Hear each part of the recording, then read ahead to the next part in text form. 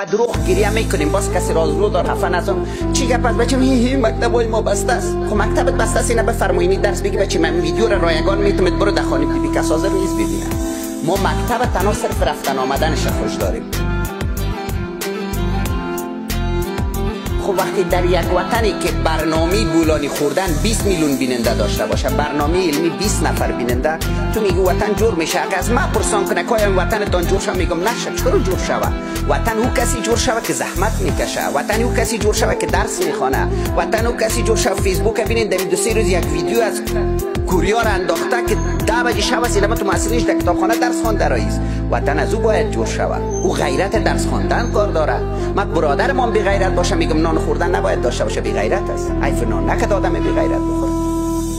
و این بی غیرتی در وطن ما جاری و ساری است. این مثالش اینم چوکی خالی است. باید اینجا جای پای نمی بود.